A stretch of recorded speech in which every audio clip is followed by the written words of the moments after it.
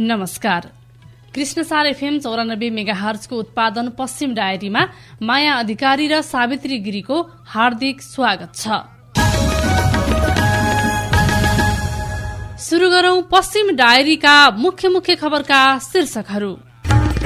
कोहलपुरमा नापी र मालपोत सञ्चालनको अन्तिम तयारी, 3वटा पालिकावासीलाई सहज हुने अपेक्षा। बाँकेका स्थानीय तहले फाजिल कर्मचारी मन्त्रालय फिर्ता गर्दै सांसद कोष बढाएर सुदूरपश्चिमको बजेट पारित। बाँकेका ठूला उद्योगमा स्वचालित मेसिनको प्रयोग बढ्यो, बर्दियाको बाँसगढीमा लागु औषध सहित 1 जना पक्राउ। र जंगली च्याउ खाँदा दाङमा 2 जना बिरामी, नेपालगञ्जमा कोरा उल्लासपूर्ण रूपमा सम्पन्न। पश्चिम डायरीको सुरुमा लिएका छौं कोहलपुरमा नापी र मालपोत कार्यालय सञ्चालनको अन्तिम तयारी शीर्षकमा खबर मिशन टुडेबाट। साउन अन्तिम साता वा भदौ पहिलो सातादेखि कार्यालय सञ्चालन गर्ने गरी तयारी थालिएको छ। कोहलपुर 11 स्थित गोलपार्क नजिकै भाडाको घरमा नापी र मालपोत कार्यालय सञ्चालनको तयारी भइरहेको छ। कोहलपुरमा तत्कालका लागि भाडाको निजी भवनमा नापी र मालपोत कार्यालय सञ्चालनमा आउने भएका छन्। कोहलपुर नगरपालिकाले दिएको नगर विकास समितिको भवन जीर्ण र साँघुरो भएपछि दुवै कार्यालय भाडाको घरमा सञ्चालनमा आउन लागेका हुन्। त्यसका लागि गोलपार्क नजिकै नापी र मालपोत कार्यालयले भाडामा घर लिनको लागि घरधनीसँग सम्झौता समेत गरिसकेका छन्। फरक घरमा नापी र मालपोत कार्यालय सञ्चालनमा आउने भएका छन्।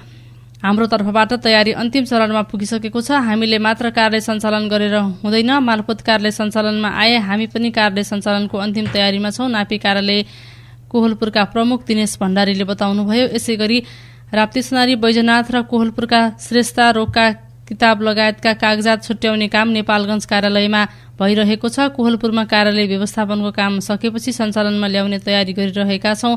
मालपोत कार्यालय कोहलपुरका प्रमुख विक्रम गिरीले बताउनु भएको छ। कोहलपुरमा नापी र मालपोत कार्यालय सञ्चालनमा आएपछि 3 पालिकामा जग्गा सम्बन्धी सबै काम हुनेछन्। कोहलपुर नगरपालिका, बैजनाथ र राप्ती सुनारी गाउँपालिकाका नागरिक जग्गा सम्बन्धी कामका लागि नेपालगञ्ज जानुपर्ने अवस्थाको अन्त्य हुनेछ। राप्ती सुनारी गाउँपालिकाका 2 वडाको जग्गा सम्बन्धी काम भने नेपालगञ्जबाट हुने व्यवस्था मिलाउन पहल थालिएको छ। उद्घाटन भएको करिब 1 वर्षपछि कोहलपुरमा नापी र मालपोत कार्यालय सञ्चालनमा आउने भएका हुन्।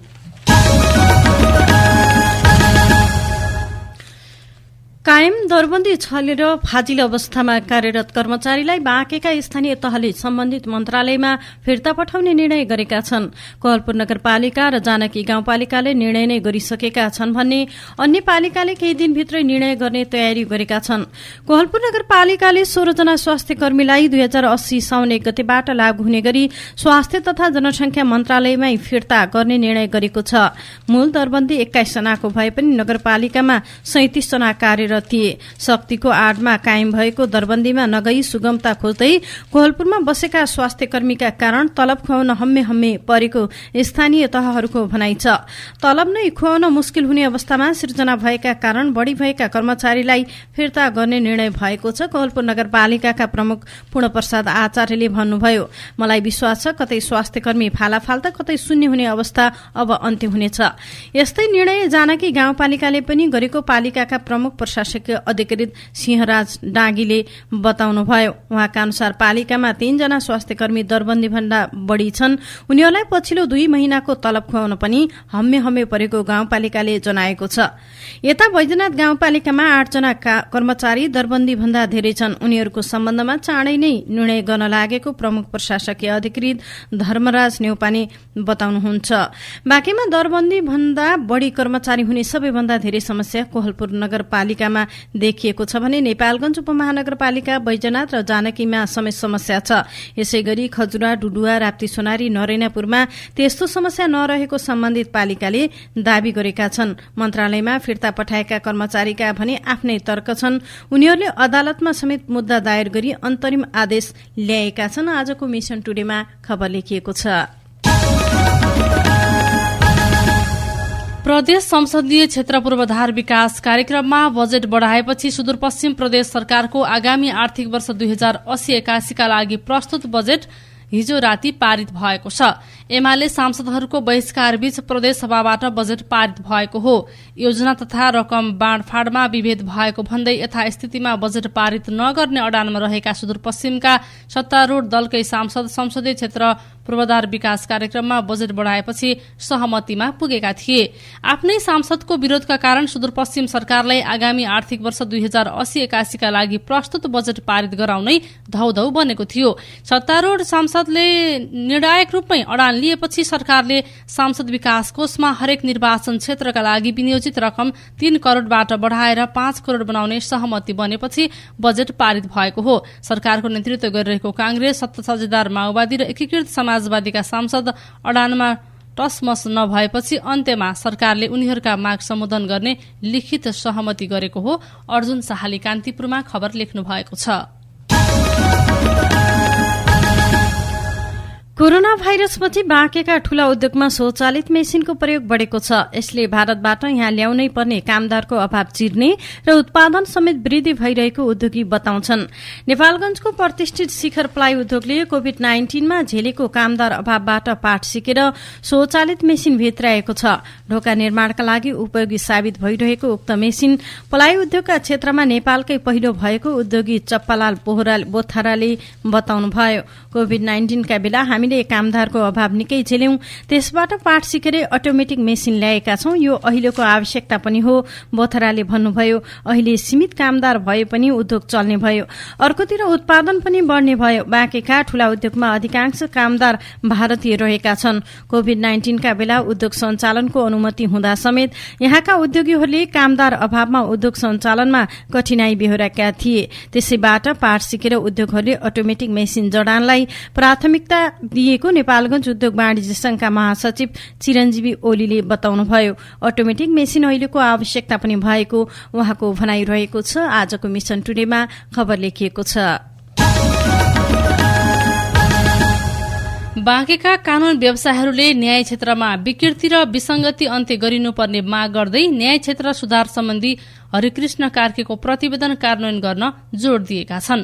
बाँके जिल्ला अदालत बार एसोसिएशनको वार्षिक साधारण सभामा सहभागी कानून व्यवसायहरूले न्यायाधीश र कानून व्यवसाय दुवैले सकारात्मक मर्यादा कायम राख्नुपर्नेमा जोड़ दिएका हुन्।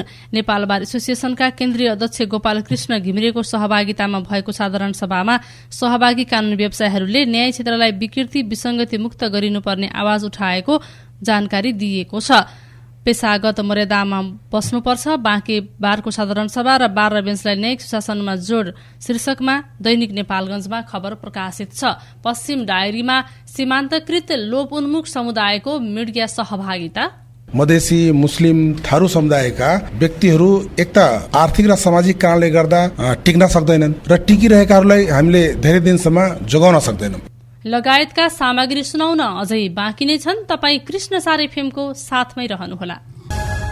विश्रामपछि पश्चिम डायरीमा फेरि स्वागत छ। कृष्ण सार एफएम 94 मेगाहर्जको उत्पादन पश्चिम डायरी कृष्णसारfm.com मा इन्टरनेटबाट प्रत्यक्ष वा डाउनलोड गरेर पनि सुन्न सकिन्छ। अब रेडियो सामग्री। पछिल्लो समय मिडिया क्षेत्रको विकास तीव्र गतिमा भइरहेको छ।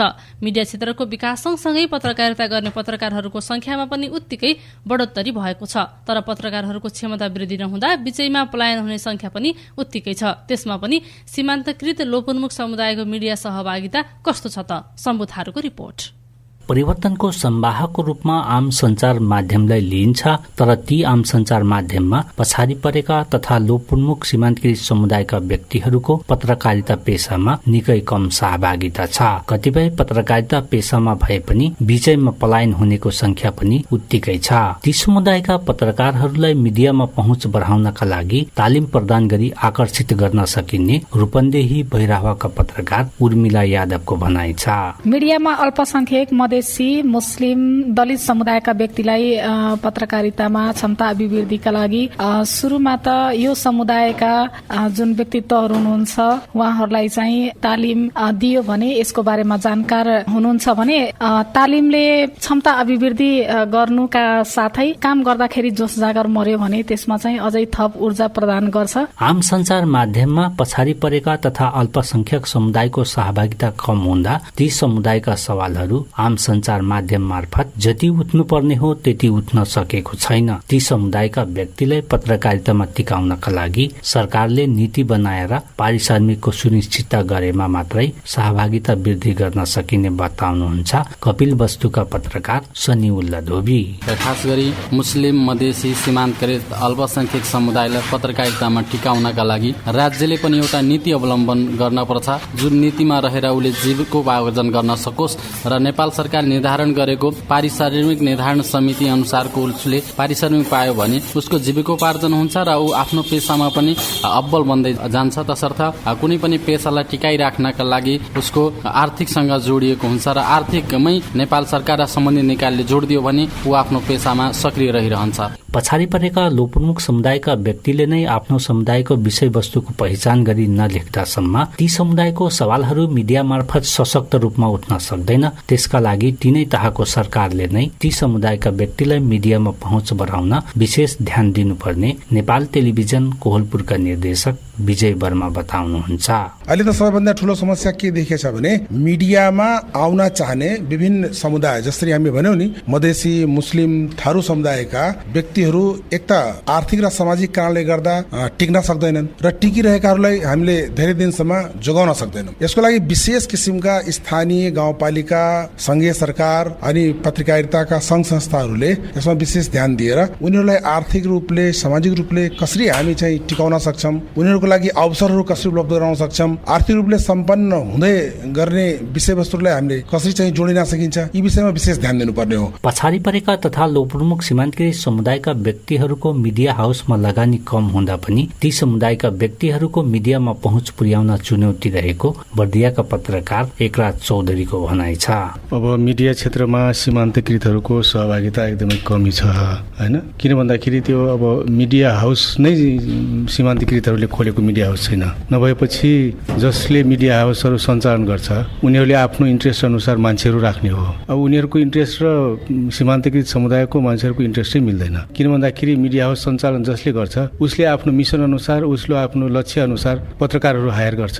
त्यो हुँदाखेरि त्यो सीमान्तकृतहरूको सहभागिता हुनै सक्दैन। किन हुन सक्दैन भन्दाखेरि यो मिडिया साम्राज्यको दुईटा टुल्सहरू, एउटा गेट किपिङ गर्छ, अर्को चाहिँ एजेन्डा सेटिङ गर्छ, विषयवस्तुहरूको निर्धारण गर्ने र त्यो विषयवस्तु निर्धारण गर्नलाई कार्यान्वयन गर्ने मान्छेलाई चाहिँ भर्ना गर्ने। भनेपछि त्यो दुईटै कुराहरू मिडिया हाउसको इन्ट्रेस्ट अनुसार, मिडिया सञ्चालकहरूको इन्ट्रेस्ट अनुसार हुने भएको हुनाले सीमान्तकृतहरूको सहभागिता छैन। कुनै पनि समुदायको समस्या उजागर गर्ने तथा समाजमा चेतना फैलाउने काम आम सञ्चार माध्यमले गर्दछ। आफ्नो समाज विकासका लागि ती समुदायका व्यक्तिहरूको आम सञ्चार माध्यममा बढीभन्दा बढी पहुँच भएमा मात्रै ती समुदायका सवालहरू सशक्त रूपमा उठ्ने गर्दछ। त्यसकारण सबै समुदायका व्यक्तिलाई मिडियामा पहुँच पुर्याउनका लागि सबै सरकारवाला निकायको ध्यान केन्द्रित हुन आवश्यक देखिन्छ। बर्दियाको बाँसगढीबाट प्रहरीले जंगलमा लुकेको अवस्थामा एकजना लागू औषध कारोबारीलाई पक्राउ गरेको छ। इलाका प्रहरी कार्यालय मोतीपुर बाँसगढीबाट खटिएको टोलीले लागू औषध ब्राउन सुगर सहित एकजनालाई पक्राउ गरेको हो। गुलेरिया नगरपालिका 12 लालपुर बस्ने 48 वर्षीय नदिर हुसेन शेखलाई पक्राउ गरिएको प्रहरीले जनाएको छ। उनीलाई प्रहरीले बाँसगढी नगरपालिका 7 मा रहेको चौधरीपुर जंगलबाट नियन्त्रणमा लिएको थियो। मधुर पौडेलले आजको मिशन टुडेमा खबर लेख्नु भएको छ। लुम्बिनी प्रदेश सभाको दोस्रो अधिवेशनको 19औं बैठकमा 2 विधेयक पेश भएका छन्। एक विधेयक फिर्ता भएको छ। हिजो दिउँसो बसेको बैठकमा प्रदेश निजामती सेवाको गठन, सञ्चालन र सेवाका शर्त सम्बन्धमा व्यवस्था गर्न बनेको विधेयक मुख्यमन्त्री डिल्ली बहादुर चौधरीको तर्फबाट आन्तरिक मामिला तथा कानून मन्त्री सन्तोष पाण्डेले प्रदेश सभामा पेश गर्नुभएको हो। स्वास्थ्य मन्त्री राजु खनालले पेश गर्नुभएको स्वास्थ्य संस्था स्थापना, सञ्चालन तथा नवीकरण र स्तरोन्नति ऐन 2076 लाई संशोधन गर्न बनेको विधेयकमाथि सैद्धान्तिक छलफलका लागि पेश गरिएको छ। दैनिक नेपालगञ्जमा खबर छ। जंगली च्याउ खाँदा दाङमा 2 जना बिरामी परेका छन्। शुक्रबार जंगलबाट ल्याएका च्याउ पकाएर खाँदा बंगलाचुली गाउँपालिका 1 सिउजाका 38 वर्षीय एमा कुमारी कवर ओली र उनका 12 वर्षीय छोरा एकिन बिरामी परेका हुन्। खाना खाएसँगै पेट दुख्न थालेपछि दुवैलाई प्राथमिक स्वास्थ्य केन्द्र सिउजामा लगिएको थियो। पछि थप उपचारका लागि राप्ती प्रादेशिक अस्पताल तुलसीपुर लगिएको बंगलाचुली गाउँपालिका 1 का वडा अध्यक्ष विष्णु कुँवरले जानकारी दिनुभयो। बिरामी दुवैको प्रादेशिक अस्पतालमा उपचार भइरहेको वडा अध्यक्ष कुँवरले बताउनुभयो। महिला शान्ति र सुरक्षा सम्बन्धी संयुक्त राष्ट्रसंघ सुरक्षा परिषद प्रस्ताव नम्बर 1325, 1820 र अन्य मुलुक प्रस्तावहरूको कार्यान्वयन सम्बन्धी दोस्रो राष्ट्रिय कार्ययोजना कार्यान्वयनमा सरकारवालाहरूले जोड़ दिएका छन्।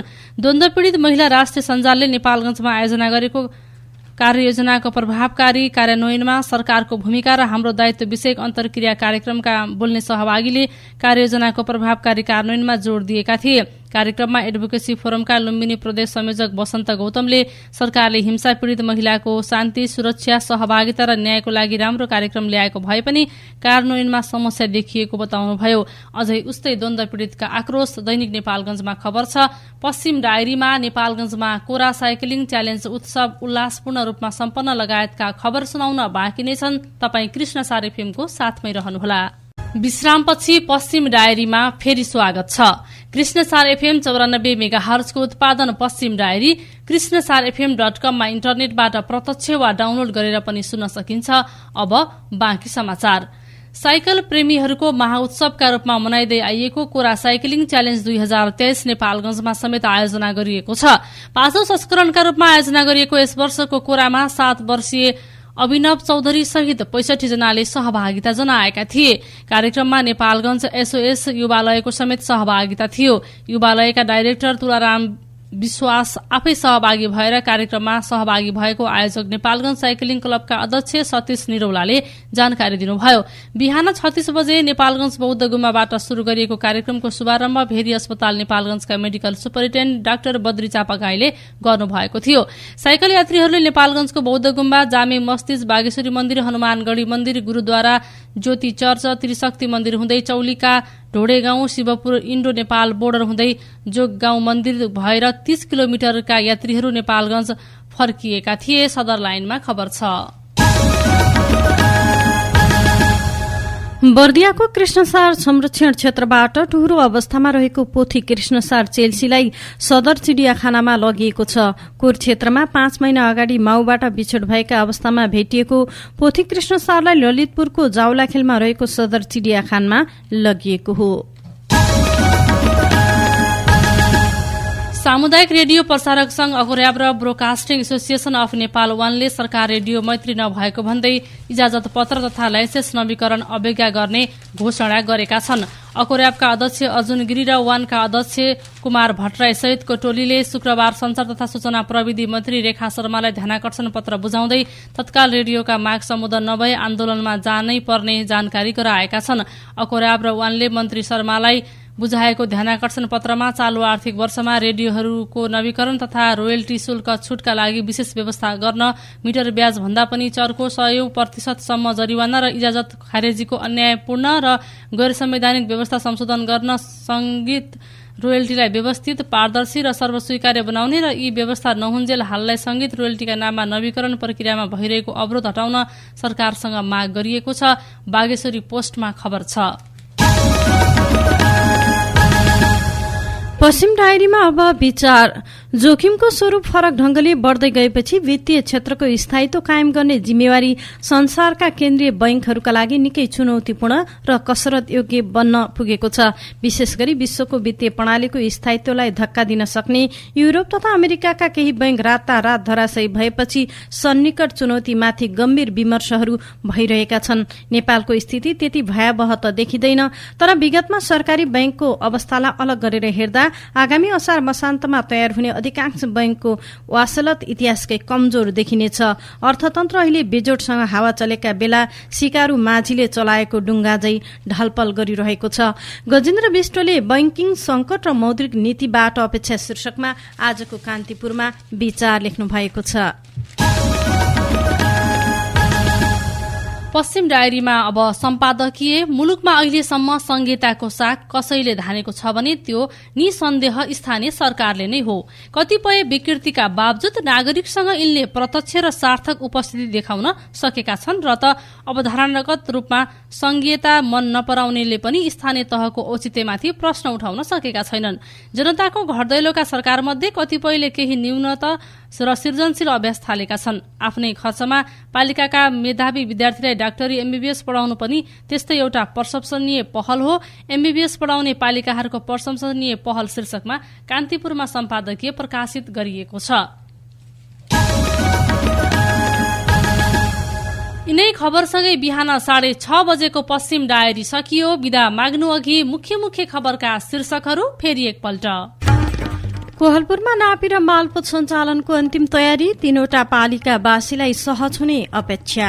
बाँकेका स्थानीय तहले फाजिल कर्मचारी मन्त्रालय फिर्ता गर्दै सांसद कोष बढाएर सुदूरपश्चिमको बजेट पारित। बाँकेका ठूला उद्योगमा स्वचालित मेसिनको प्रयोग बढ्यो, बर्दियाको बाँसगढीमा लागू औषध सहित 1 जना पक्राउ। र जंगली च्याउ खाँदा दाङमा 2 जना बिरामी। नेपालगञ्जमा कोरा साइक्लिङ च्यालेन्ज उत्सव उल्लासपूर्ण रूपमा सम्पन्न। अवस्था पश्चिम डायरीका प्राविधिक साथी मानसँगै माया र सावित्री पनि बिदा हुन्छौं। आज असार 31 गते आइतबार 16 जुलाईको दिन तपाई सबैका लागि शुभ रहोस्। नमस्कार।